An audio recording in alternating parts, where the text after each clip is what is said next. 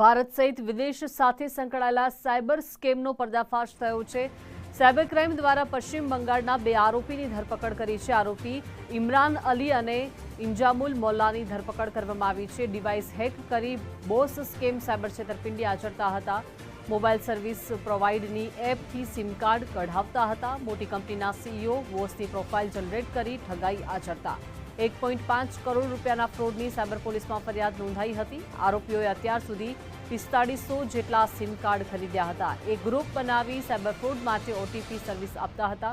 આરોપીઓ માલવેરનો ઉપયોગ કરીને બોસ સ્કેમ ચલાવતા હતા। હોંગકોંગ બેસી હેક કરી પાકિસ્તાનથી મોનિટરિંગ કરતા હતા। આરોપી પાસેથી મળેલા ડિવાઇસમાં 4 સિમનો ઉપયોગ થઈ શકે છે।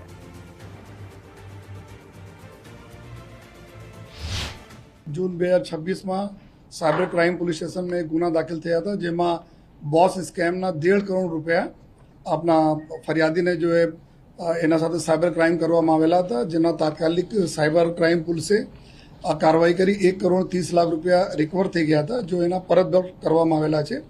આ જ ગુનાના ઊંડાણપૂર્વક તપાસ કરવામાં આવતી હતી અને એના જો અમે લિંક જો વેસ્ટ બંગાળના મળી હતી, જો લિંક આરોપીઓ ત્યાં બેઠા છે, તો આ આરોપીઓનો ટ્રેસ કરીને એને પકડવામાં સફળતા મળી, જેમાં 2 આરોપીઓ આમાં પકડાયા છે, જેના એકના નામ છે જો ઇમરાન અલી પિયાદા, જો સાઉથ 24 પરગના પશ્ચિમ બંગાળના રહેવાસી છે, અને બીજા છે ઇન્જામુલ મોલ્લા, એના બી આ જો બેનિયાપુર કલકત્તા પશ્ચિમ બંગાળના નિવાસી છે।